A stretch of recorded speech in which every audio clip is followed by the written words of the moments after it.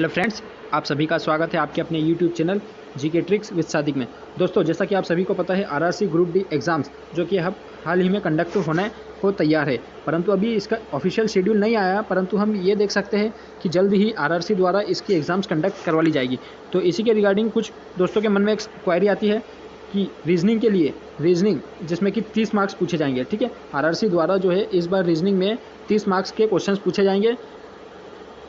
उन 30 मार्क्स में हम मैक्सिमम कितने क्वेश्चंस अचीव कर सकते हैं, कितने मार्क्स अचीव कर सकते हैं। जैसे 30 में से आप 20 से 25 या 25 से 30 भी मार्क्स आप कितने अचीव कर सकते हो, इसी के बारे में हम बात करेंगे कि कैसे आप 25 से 26 क्वेश्चन आप एटलीस्ट सही कर सकते हो रीजनिंग में। तो इसी के रिगार्डिंग हम इस वीडियो में बात कर लेंगे। तो चलिए दोस्तों, वीडियो को हम शुरू करते हैं। परंतु आप सभी से एक रिक्वेस्ट है कि यदि आप हमारे चैनल पर नए हैं तो प्लीज़ चैनल को सब्सक्राइब जरूर कीजिएगा, वीडियो को दोस्तों के साथ ज़्यादा से ज़्यादा शेयर कीजिएगा और अंत तक जरूर देखिएगा वीडियो को। तो चलिए दोस्तों, वीडियो को हम शुरू करते हैं।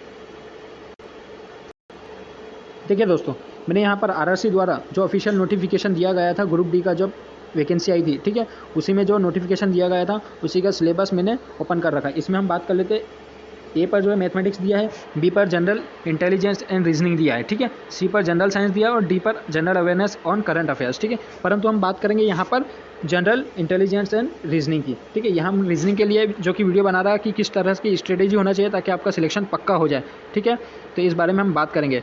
तो चलिए दोस्तों, देखते हैं कि जो मैक्सिमम जो क्वेश्चंस बनते हैं आरआरसी के ग्रुप डी की जो परीक्षा में रीजनिंग के, ठीक है, जिसमें 30 मार्क्स के क्वेश्चन पूछे जाएंगे, तो इसमें किस टॉपिक के ज़्यादा से ज़्यादा क्वेश्चन पूछे जाते हैं, इसी के बारे में हम आपको बता देते हैं। तो देखिए, सबसे पहले है तो एनालॉजी है, alphabetical and number series and coding and decoding mathematical operations. इस टाइप से सभी क्वेश्चंस, सभी जो है चैप्टर्स के नाम दिए हैं सिलेबस में। ठीक है, कौन कौन से टॉपिक्स है ये सभी नाम दिए गए हैं। अब इसमें जो है 5 टॉपिक्स ऐसे हैं दोस्तों, 5 टॉपिक्स ऐसे हैं जिसमें आप 4 टॉपिक्स जो ऐसे हैं जिसमें आप मैक्सिमम क्वेश्चंस अचीव कर सकते हो, मार्क्स अचीव कर सकते हैं। 5 टॉपिक्स में से 4 टॉपिक्स इतने इजी है कि आप उसमें कम से कम 15 से 16 मार्क्स आराम से अचीव कर सकते हो।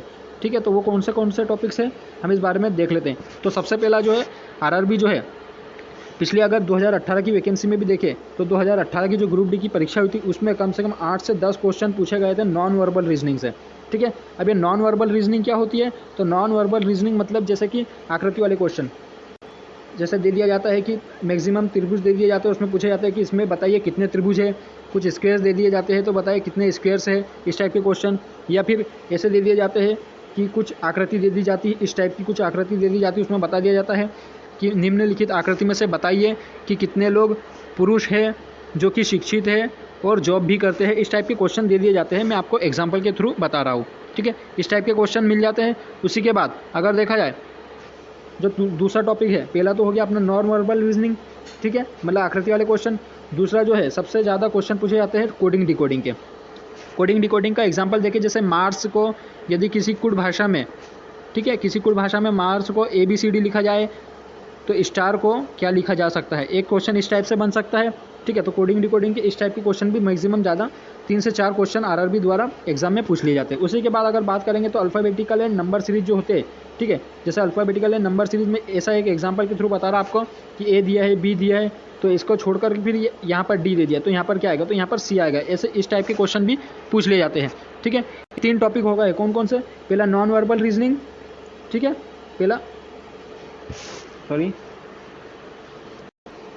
पहला जो आपको बता दिया मैंने, नॉन वर्बल रीजनिंग पूछ ली जाती है सबसे ज़्यादा। दूसरे में कोडिंग डिकोडिंग पूछ ली जाती है, ठीक है, और तीसरे में अल्फ़ाबेटिकल एंड नंबर सीरीज ज़्यादा पूछी जाती है। ठीक है, और उसके बाद चौथा जो टॉपिक्स होता है वो होता है सिलोजिज्म का। सिलोजिज्म में जैसे आपको बता दूँ उस टाइप के क्वेश्चन आते हैं, जैसे कुछ कुत्ते बिल्ली है, कुछ बिल्ली जानवर है। ठीक है, इस टाइप के क्वेश्चन भी सिलोजिज्म में पूछ लिए जाते हैं। कम से कम 2 से 3 क्वेश्चन वो भी पूछ लिए जाते हैं। ठीक है, तो इसी प्रकार से हम अगर आगे बात करें, जो 5वां टॉपिक जो मैं आपको बता रहा था जिसमें आप मार्क्स अचीव कर सकते हो, वो है डायरेक्शन। ठीक है, डायरेक्शन मतलब कि जो दिशा होती है, ठीक है, जैसे कि इस टाइप के क्वेश्चन पूछ ले जाते हैं कि एक आदमी है जो कि उत्तर में 5 किलोमीटर गया, फिर दाएं मुड़ा और 5 किलोमीटर गया, फिर अंत में दाएं मुड़ा तो वो भी 5 किलोमीटर गया, तो अब उसकी शुरुआती बिंदु से उसके अंतिम बिंदु की जो दूरी है वो कितनी है, तो ये टोटल 5 किलोमीटर हो जाएगी। ठीक है, इस टाइप के क्वेश्चन भी पूछ लिए जाते हैं। तो उम्मीद करता हूँ दोस्तों आपको समझ में आया होगा। दोस्तों, कभी भी कॉम्पिटिटिव एग्जाम्स में हमेशा ध्यान रखिएगा कि स्मार्ट स्टडी बहुत ज़रूरी होती है, ठीक है। हमें कौन से टॉपिक्स पढ़ना है और कितना उसमें क्वेश्चंस पढ़ने हैं और किस टाइप के क्वेश्चन पूछे जाते हैं, उसी के अकॉर्डिंग हमें तैयारी करनी चाहिए। ये नहीं कि हमें बहुत सारी थ्योरी पढ़ ली है, हमें वहाँ पर थ्योरी नहीं लिख के आनी है। ध्यान रखिएगा, हमें वहाँ पर थ्योरी नहीं लिख कर आनी है। वहाँ पर हमें 4 ऑप्शंस में से एक ऑप्शंस को सही करना है, ठीक है। उसी सही ऑप्शन को चूज़ करना है जो कि हमारे लिए हमें मार्क्स प्रोवाइड करे, ठीक है। तो हमें ज़्यादा थ्योरी ना पढ़ते हुए स्मार्ट स्टडी तैयारी कीजिए। और हाँ दोस्तों, याद रखिएगा कि 2018 में, ठीक है, 2018 में जो है आरआरबी की जो एग्ज़ाम की, जो ग्रुप डी की एग्ज़ाम्स हुई थी, ठीक है, उसमें कम से कम जो मैंने टॉपिक्स बताए, जैसे नॉन वर्बल रीजनिंग, ठीक है, उसमें कम से कम 8 से 10 क्वेश्चन पूछे गए थे। किसी की शिफ्ट में तो 12 से 15 क्वेश्चन भी पूछे गए थे। आप उठाकर देख लीजिएगा प्रीवियस ईयर के क्वेश्चन पेपर, ठीक है। उसी के बाद अगर बात करें तो जो कोडिंग डिकोडिंग में कम से कम 4 से 5 क्वेश्चन पूछे गए थे। इसी के बाद अगर बात करें तो अल्फ़ाबेटिकल एंड नंबर सीरीज़ में भी कम से कम 3 से 4 क्वेश्चन पूछे गए थे।